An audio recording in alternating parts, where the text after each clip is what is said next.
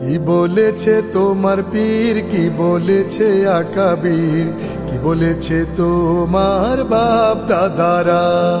ওইসব কিচ্ছা ছাড়ো, যদি বন্ধু পারো কোরআন হাদিস জেনে বুঝে একটু তুমি পড়ো।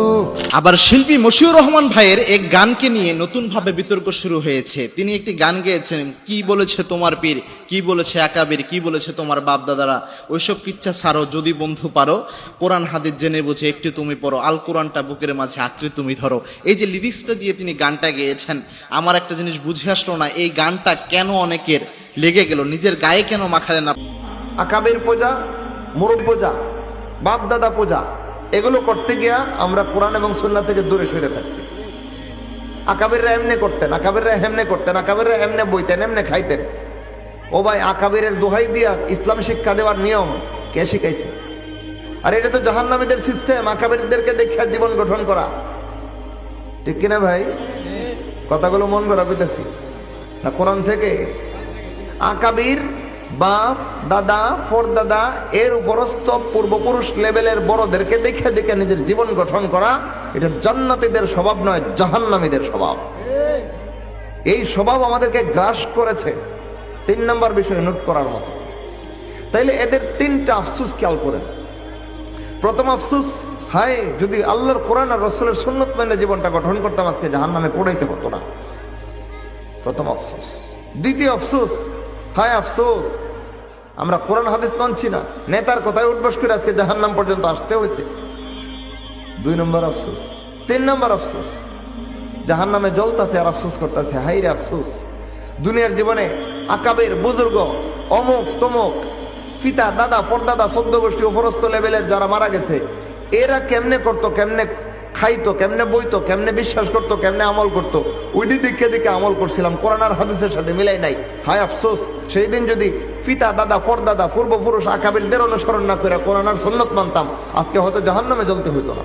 দল জাহান্নামের আলোচনা করেছেন, বলতেছেন জাহান্নামের আগুনে যেই দিন তাদেরকে উলট পালট করে ভেজে ফেলা হবে, পুড়ে ফেলা হবে, তখন তারা আগুনে জ্বলতে থাকবে আর বলতে থাকবে, হায় আফসোস দুনিয়ার জীবনে যদি আমরা আল্লাহর আনুগত্য করে জীবন সাজাইতাম, আল্লাহর কোরআন মান্য জীবন গঠন করতাম, আর আল্লাহর রসুলের অনুসরণ করে জীবন কাটাইতাম, রসুলের সুন্নত মান্য জীবন কাটাইতাম, তাহলে আজকে হয়তো জাহান্নামের আগুনে এভাবে জ্বলতে হতো না।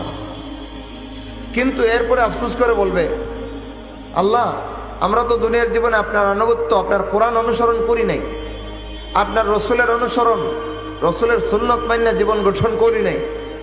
কি করছি? যা পালন করছি সারাটা জীবনে, হয়তো নেতাদের আনুগত্য করতে গিয়া কোরআন এবং সুন্নত ছাড়ছি, অথবা সোসাইটি পূজা, গোত্র পূজা, দল পূজা, আকাবের পূজা, মুরব্বী পূজা, বাপ দাদা পূজা, এগুলো করতে গিয়া আমরা কোরআন এবং সুন্নাত থেকে দূরে সরে থাকছি। কারা বলবে?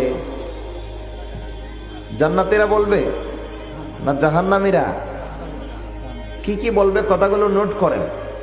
প্রথমেই বলবে, আল্লাহ আফসোস দুনিয়াতে থাকতে যদি আপনার কোরআন মান্য জীবনটা গঠন করতাম, ইস আজকে মনে হয় জাহান্নামে জ্বলতে হইতো না। দুনিয়ায় থাকতে যদি আপনার নবীর দেখানো পথে রসুল যেইভাবে বলেছেন, যে কাজ যেভাবে করতে বলেছেন, যে বিশ্বাস যেইভাবে পোষণ করতে শিখিয়েছেন, ওইভাবে যদি রসুলের মতো করে জীবনটা গঠন করতাম, তাহলে আজকে জাহান্নামে জ্বলতে হইতো না। প্রথম কথাটা নোট করার মতো। আফসোস করতেছে আর কইতাছে, কোরআন আর হাদিস মাইনা যদি জীবন গঠন করতে পারতাম, তাহলে আজকে জাহান্নামে জ্বলতে হইতো না। এরপরে আবার আল্লাহর কাছে বলতেছে, আল্লাহ রব্বানা, হে আমাদের রব, আমরা কোরআন আর সুন্নাত মানি নাই, যে কারণে আজকে আমাদের এই অবস্থাটা হয়েছে। কি করছি আমরা? আমরা আতানা সাদাতানা, আমাদের সমাজ নেতা, এলাকার নেতা, রাষ্ট্রের নেতা, বিশ্বের নেতা, অমুক নেতা তমুক নেতার কথা মাইনা কোরআন হাদিস ছাইরা নেতা যেমনে কইছে এমনি উঠবস করছে। 2 নম্বর বিষয় নোট করার মতো। 3 নম্বর কইতাছে, কুবারা আনা, আমাদের বড়দেরকে আনুগত্য করছে। কুবারা আনা আয় আকাবের, আমরা যারা আকাবের বলি আর, আকাবেররা এমনে করতেন, আকাবেররা হেমনে করতেন, আকাবেররা এমনে বইতেন, এমনে খাইতেন। ও ভাই, আকাবেরের দোহাই দিয়া ইসলাম শিক্ষা দেওয়ার নিয়ম কে শিখাইছে? আর এটা তো জাহান্নামীদের সিস্টেম, আকাবেরদেরকে দেখে জীবন গঠন করা। ঠিক কিনা ভাই? কথাগুলো মন করা পেতেছি। না কোরআন থেকে?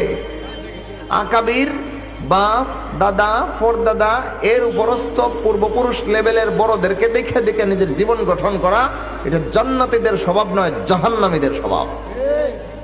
এই স্বভাব আমাদেরকে গ্রাস করেছে। 3 নম্বর বিষয় নোট করার মতো। তাইলে এদের 3টা আফসোস খেয়াল করেন। প্রথম আফসোস, হায় যদি আল্লাহর কোরআন আর রাসূলের সুন্নাত মেনে জীবনটা গঠন করতাম, আজকে জাহান্নামে পড়াইতে হতো না। প্রথম আফসোস। দ্বিতীয় আফসোস, হায় আফসোস আমরা কোরআন হাদিস মানছি না, নেতার কথায় উঠবস করে আজকে জাহান্নাম পর্যন্ত আসতে হয়েছে। 2 নম্বর আফসোস। 3 নম্বর আফসোস, জাহান্নামে জ্বলতাছে আর আফসোস করতেছে, হাই রে আফসোস। দুনিয়ার জীবনে আকাবের বুজুর্গ অমুক তমুক পিতা দাদা ফরদাদা 14 গোষ্ঠী উপরস্থ লেভেলের যারা মারা গেছে, এরা কেমনে করতো, কেমনে খাইতো, কেমনে বইতো, কেমনে বিশ্বাস করতো, কেমনে আমল করতো, ওইটি দিকে দিকে আমল করছিলাম, কোরআন আর হাদিসের সাথে মিলাই নাই। হায় আফসোস, সেই দিন যদি পিতা দাদা ফরদাদা পূর্বপুরুষ আকাবিরদের অনুসরণ না করে কোরআন আর সুন্নাত মানতাম, আজকে হয়তো জাহান্নামে জ্বলতে হইতো না। 3 নম্বর আফসোস, এদের সব কয়টা আফসোস বাস্তব, যে কারণে এদের আফসোসের বাস্তবতার বিবরণ দিয়া এর কয়েকটা আয়াত পরে আল্লাহ রাব্বুল আলামিন বলেন, হে ঈমানদারগণ, ভালো রকম শুনে রাখো, আল্লাহর গজব থেকে বাঁচো। যেভাবে চললে আল্লাহ অপছন্দ করেন ওইভাবে চইল না, যেভাবে আমল করলে আল্লাহ গ্রহণ করেন না ওই আমল কইরো না। আমল আকীদা সব সাজাও আল্লাহর আনুগত্যে, আল্লাহর রাসূলের অনুসরণে, তাহলে তোমরা আল্লাহর পছন্দের পাত্র হইতে পারবা, জান্নাতে যেতে পারবা। কিন্তু তোমরা যদি ওই ওদের মতো নেতাদের কথায় উঠবস করতে গিয়ে কোরআন হাদিস ছাইরা দাও, আকাবির বুজুর্গদেরকে মানতে গিয়ে কোরআন সুন্নাহর তোয়াক্কা না করো, তাইলে তুকাল্লাবু উজুহুহুম, যেভাবে তাদের চেহারাগুলোকে জাহান্নামের আগুনে উলট পালট করে বেঁচে ফেলা হয়েছে, তোমাদেরকে এমনটা করা হবে। এই সবগুলো কথা বোঝায় আল্লাহ বলেন ইত্তাকুল্লাহ, সুতরাং সাবধান, যা কিছু কইরা এরা জাহান্নামে জ্বলতাছে, তোমরা এগুলো করতে যাও না, আল্লাহর এই গজব থেকে বাঁচো। আর কি করো? কুলু কাওলান সাদীদা, সবসময় অর্থবহ সত্য কথা বলো। এরপরে আল্লাহ বলেন ইউসলিহ লাকুম আমালাকুম, তিনি তোমাদের আমলগুলোকে সংশোধন করে দিবেন। ওয়া ইয়াগফির লাকুম যুনুবাকুম, তোমাদের গুনাহগুলো তিনি ক্ষমা করে দিবেন। এরপরে আল্লাহ বলেন ওয়া মান ইউতিইল্লাহ ওয়ার রাসূল, যারা আল্লাহ এবং আল্লাহর রাসূলকে অনুগত করবে, অনুসরণ করবে, ফাকাদ ফাযা ফাওজান আযীমা, সে তো মহা সফল কাম হয়ে গেছে। এই যে এরা 3টা আফসোস করেছিল, প্রথম আফসোস ছিল হায় আফসোস আমরা দুনিয়ার জীবনে যদি কোরআন আর সুন্নাত মেনে জীবন গঠন করতাম, আজকে আমাদের অবস্থা হইতো না। দ্বিতীয় আফসোস, কিন্তু আমরা কোরআন সুন্নাহ মানে নাই, নেতাদের কথায় উঠবস করতে গিয়ে কোরআন সুন্নাহ ছাইরা দিছিলাম। 3 নম্বর আফসোস করবো আর কইব হায় রে আফসোস, দুনিয়ার জীবনে যদি কোরআন হাদিস মেনে চলতাম, কিন্তু কোরআন হাদিস না মাইনে আমরা পিতা দাদা ফরদাদাদেরকে যে আমলে, যে রেওয়াজে, যে রসুমে, যে সমাজের প্রচলনের উপরে পাইছি, পিতা দাদাদের আনুগত্য করতে গিয়ে, আকাবের বুজুর্গদের আনুগত্য করতে গিয়ে ওইভাবেই চলে আসছি, যে কারণে আজকে আমাদের আমলগুলো বাতিল হয়ে গেছে আর ফলাফল জাহান্নামে চলে আসছে। আল্লাহ বলতেছেন সাবধান ঈমানদারগণ, আল্লাহর এই সমস্ত গজব থেকে বাঁচো। যে সমস্ত কর্মকাণ্ড করে তারা জাহান্নামের আগুনে জ্বলবে আর আফসোস করবে, তোমরা এরকম করো না। কি করবা? আল্লাহ এবং আল্লাহ রাসূলের আনুগত্যে জীবন সাজাও, অনুসরণে জীবন গঠন করো। ফাকাদ ফাযা ফাওজান আযীমা, আল্লাহ বলতেছেন যে ব্যক্তি কোরআন আর হাদিস মাইন্না জীবন গঠন করবে, জীবনের প্রত্যেকটা আকীদায় বিশ্বাসে আল্লাহর কোরআনকে, রাসূলের সুন্নাতকে, প্রত্যেকটা আমল আখলাকে আল্লাহর কোরআনকে, রাসূলের সুন্নাতকে মানদণ্ড মাপকাঠি মাইন্না জীবন গঠন করবে, আল্লাহ বলতেছেন ফাকাদ ফাযা ফাওজান আযীমা, সে তো মহা সফল কাম হয়ে গেছে। আপনারা কি হতে চান? জাহান্নামের আগুনে ভস্মীভূত হতে চান না মহা সফল কাম হতে চান? যদি মহা সফল কাম হতে হয় তাহলে কোরআন হাদিস চাইরা নেতাদেরকে মানতে হইব, কোরআন হাদিস চাইরা আকাবির বুজুর্গ মানতে হইব। কি মানতে হইব? কোরআন এবং হাদিসকে মানতে হবে। হ্যাঁ, উপরস্থ ওলামায়ে কেরাম যাদেরকে আমরা আকাবের বলি, তারা যদি সঠিক পথের অনুসারী হয়ে থাকেন, তাদেরকে শ্রদ্ধা করা, সম্মান করা, তাদেরকে তুচ্ছ তাচ্ছিল্য অবজ্ঞা না করা, এটাও আমাদের ইমানি দায়িত্ব।